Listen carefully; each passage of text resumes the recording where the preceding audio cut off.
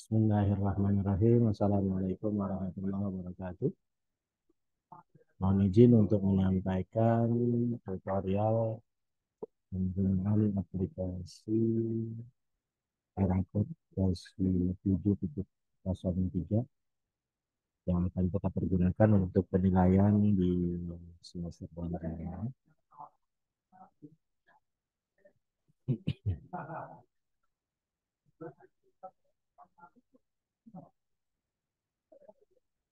Saya akan izin share screen dulu.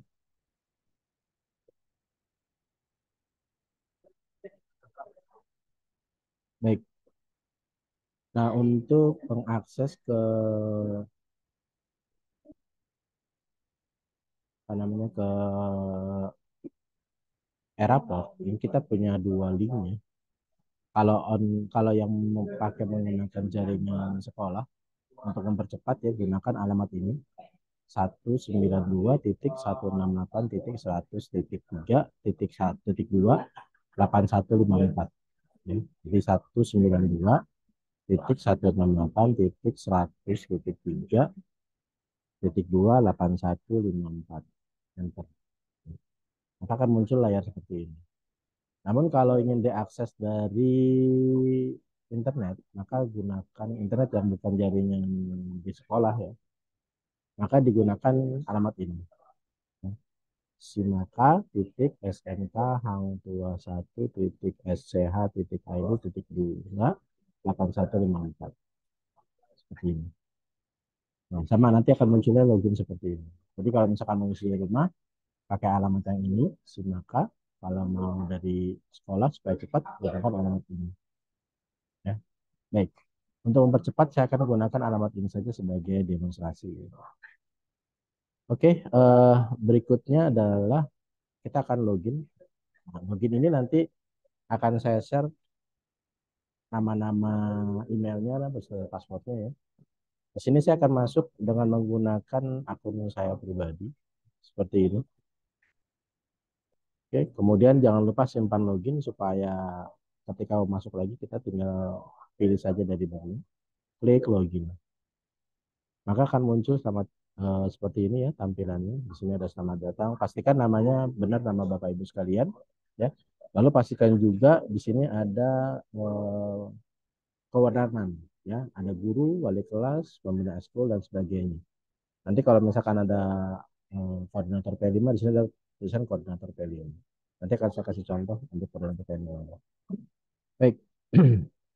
Ini adalah layar beranda daripada Eraport, aplikasi Eraport ya. Di bagian paling atas ini adalah mata pelajaran yang diambil tahun 2023 dan 2024. Pastikan seluruh mata pelajaran Bapak Ibu ada semua di sini. Ya. Sini ada saya dua mata pelajaran ya, di kelas 11 TKP2 dan 12 TKP2. Jumlah peserta didik ada berapa di sini. Kemudian di sini nama wali kelasnya. Lalu jumlah peserta didik yang dinilai ada berapa di sini. Kemudian untuk wali kelas di sini ya, kalau berarti sebagai wali kelas dicek. Nah ini adalah nama-nama guru dan berapa jumlah siswa yang sudah dinilai di sini. Seperti itu. Ya. Baik. Nah kemudian pertama kali kita masuk ke dalam referensi ke capaian pembelajaran. Nah capaian pembelajaran ini dia akan secara otomatis akan muncul di sini. Ya. Dia secara otomatis akan muncul karena saya ngajar kelas 11 dan 12, maka yang muncul adalah fase F. Ya, kalau Bapak Ibu mengajar kelas 10, maka dia akan muncul fase E. Nah, kalau Bapak Ibu bingung untuk apa namanya itu memfilter takutnya kebanyakan ya, Bapak Ibu bisa filter seperti ini. Nah, filter seperti ini, kemudian rombelnya, kemudian mapelnya apa. Jadi kalau Bapak Ibu ngajar 2 atau 3 mapel, di sini ada mapel ya. Saya ingin kasus visual misalkan seperti itu. Kan seperti ini munculnya ya. Akan difilter ya. Kemudian Bapak Ibu cek berikutnya adalah status aktif atau tidak aktif. Ya. Status aktif itu adalah status di mana CP yang ada itu dipakai di semester ini. Seperti itu. Nah, seperti saya nih di sini ada dua CP yang tidak aktif karena nanti dipakai di semester genap dan di kelas 12 ya, yaitu proses produksi desain dan karya desain ini nanti ada di kelas 12. Maka ini saya nonaktifkan. Caranya cukup klik nonaktifkan seperti ini. Klik yakin, klik OK. Nah, kalau sudah, dia akan muncul seperti ini. Nah, kalau misalkan ingin mengaktifkan, klik saja aktifkan, klik yakin, klik OK. Sudah, seperti itu. Nah, setelah kita mengaktifkan dan menonaktifkan CP kita, ya, karena nanti CP ini akan muncul di tujuan pembelajaran dan bobot penilaian dan lain-lain, ya, Bapak Ibu. Jadi, tolong diperhatikan yang CP-CP-nya, yang mana yang aktif dan mana yang tidak. Setelah selesai mengaktifkan dan menonaktifkan, kita masuk ke tujuan pembelajaran. Nah, di tujuan pembelajaran ini, ya, kita harus memasukkan tujuan pembelajaran dari elemen kita, dari CP-CP kita ini. Ya. Caranya adalah, ini kebetulan saya sudah memasukkan ya, memasukkan 3 TP dari satu CP. Ya. Caranya adalah klik tambah data, kemudian pilih tingkat kelasnya, seperti ini, kemudian rombelnya, lalu mata pelajarannya apa. Kemudian CP-nya apa di sini? Misalkan CP-nya di sini saya perangkat lunak misalkan, ya. Perangkat lunak, ya. Kemudian klik unduh template seperti ini. Nah, nanti dia akan muncul di jendela browser ya, template-nya. Ini dibuka aja. Oke, seperti ini ya. Dibuka. Nah, nanti kita tinggal double klik saja, klik enable editing, lalu kita bikin TP sesuai dengan apa yang kita jadikan dia sebagai TP. Seperti itu. Nah, TP-TP ini dimasukkan di sini. Misalkan di sini saya akan masukkan siswa mampu mengoperasikan perangkat lunak yang dibutuhkan dalam lingkup desain komunikasi visual. Terus yang kedua, siswa mampu melakukan pembiasaan kerja sesuai SOP. Nah, ini misalkan hanya dua ya, hanya dua TP di sini ya. Kalau sudah klik save ya, lalu kita kembali ke layar TP ini ya.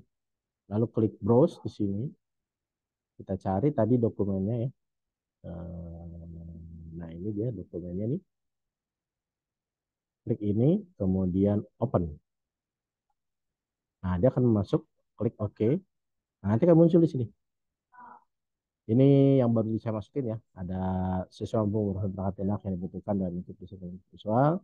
Siswa mampu melakukan pembahasan kerja sesuai SOP. Misalkan seperti itu. Nah, kemudian setelah dilakukan upload tujuan pembelajaran, ini kita klik aksi, lalu kita klik mapping rombel. Ya, mapping rombel. Nah, kalau misalkan kita ingin mapping dia ke kelas yang lain, maka kita pilih di sini. Kalau di sini kan sudah ketahuan kan ya, telah di mapping ke rombongan belajar di KV2, desain komunikasi visual. Kalau misalkan tidak ada di sini, ya, kita misalkan pengen pakai juga CP ini, TP ini untuk kelas yang lain, pilih kelasnya di sini, kemudian pilih rombelnya, ya, kemudian klik simpan, seperti itu. Lalu misalkan tutup kalau sudah, lalu yang berikutnya juga sama seperti itu, mapping rombel. Ya. Klik kelas 11, klik BKK2. Ini kalau misalkan mau di mapping untuk kelas yang berbeda, ya Bapak Ibu sekalian ya. Kelas yang berbeda seperti itu. Baik, klik tutup. Nah, kalau sudah selesai kita meletakkan tujuan pembelajaran, lalu kita masuk ke bobot penilaian. Nah, ini bobot penilaian adalah bobot penilaian nanti untuk nilai akhir. Ada sini bobot sumatif materi, ada bobot sumatif akhir. Jadi apakah 1:1 atau yang lainnya. Misalkan di sini 60%, gitu. Di sini misalkan 40%, seperti itu. Tinggal kita rubah saja. Kalau sudah klik simpan. Kemudian untuk nilai ekstrakurikuler biarkan saja dulu karena ini tidak semua guru ya. Kita langsung masuk ke nilai akademik. Nah, di nilai akademik, di sini ada asesmen sumatif. Asesmen sumatif ini adalah nilai-nilai yang dipergunakan untuk seperti misalkan nilai apa namanya tuh nilai untuk bilangan harian atau apapun itu ya, kita bisa masuk ke sini. Kemudian jenis rombongannya pilih reguler. Kalau misalkan dia mata pelajaran itu mata pelajaran pilihan ya. Kita pilih reguler, dengan belajarnya 11:42, mata pelajaran bahasa Indonesia sosial, asesmennya. Nah, di sini ada materi atau sumatif akhir semester. Nah, ini yang tugas berdasarkan TP bisa di sini ya. Dan nanti untuk akhir semester nilai berdasarkan yang terakhir di sini. Nilai akhir semester ya, bro. Kita masukkan dulu yang untuk materinya seperti ini. Nah, di sini ada TP1, TP2, TP3, TP4, TP5. Ini berdasarkan nilai apa namanya TP yang tadi kita masukkan di referensi ini. Nah, di sini ya. Nanti kita unduh ya. Kemudian kita tinggal masukkan nilai-nilainya.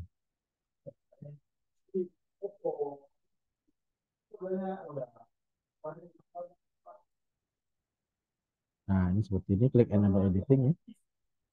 Biar enak lalu diperbesar, kemudian ini kita bikin tag ya supaya kelihatan ya.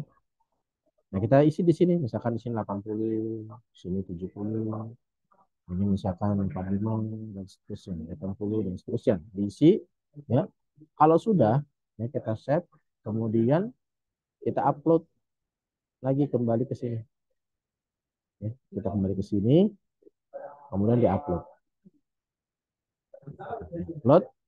Nah, nanti kalau sudah diupload, dia akan muncul nilai-nilai di sini. Kalau sudah, diklik simpan. Jangan lupa klik simpan. Ya. Nah, ini kenapa gagal? Karena belum ada nilainya. Ya. Nah, kalau semua sumatif sudah diisi, ya, termasuk diantara sumatif akhir semester, ya, ini diisi juga. Ini yang nilai apa namanya itu?